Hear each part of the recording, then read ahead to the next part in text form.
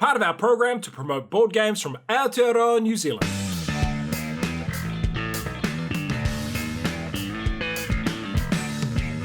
Kia ora koutou, and welcome to Legacy of You in about 3 minutes. Prototype copy used. It is a solo game and it's only for one player. Playing time is medium and it's a moderately complex game. You have been tasked by Emperor Yao with dealing with the flooding issues on the Yalu River. You must build a complex series of canals to redirect the river and must do that under constant pressure from the river and attack. The game ends in a win if you finish the round after building all 6 canals. You lose if the wave catches up to an unbuilt canal space or if there are ever 7 barbarian cards at the top of the board. You can also lose if you have 0 cards left. If you won or lost, draw a card from the matching pile and read the story entry. The campaign ends when one of the win or loss piles runs out. Card management. Cards are both your most important asset and most significant threat. Worker placement. You can place workers in action spaces to get rewards. Narrative. Whenever you resolve a card with a symbol, read the matching entry in the storybook. Player turn. There are 5 different colors of workers as well as wood, clay, provisions, and shells. Start the turn with a harvest, gaining any resources beside this symbol. Here we gain 4 cards, 1 white worker, 1 shell, and 1 provision.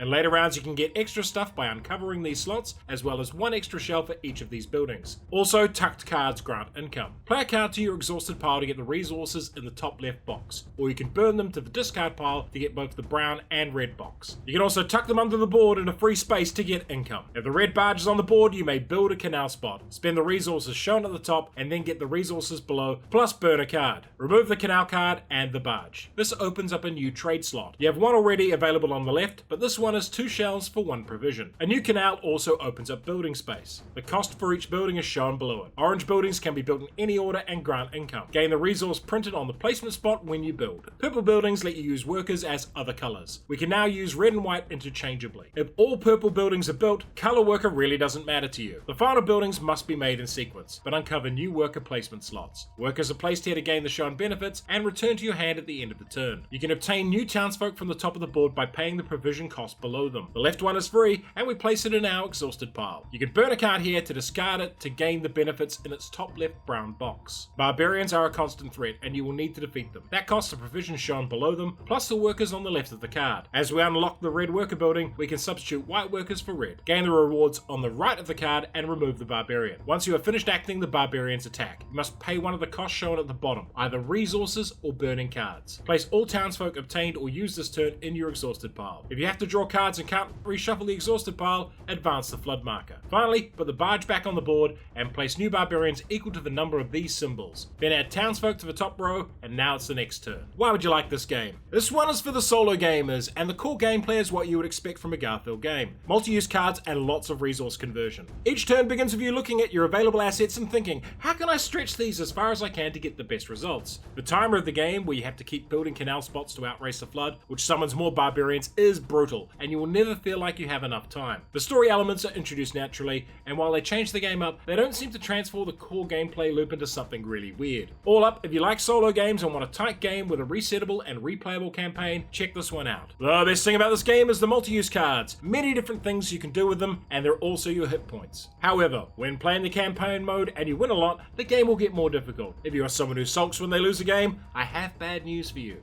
And at its core, it's a card and resource management game. If that isn't your jam, you won't like it. For a multiplayer game with similar mechanics, try Paladins of the West Kingdom. And for another solo option, try Hadrian's Wall. Legacy of You. It's barbarian whack-a-mole. And if you enjoyed this video, hit the notification button, like, share, and subscribe to the channel.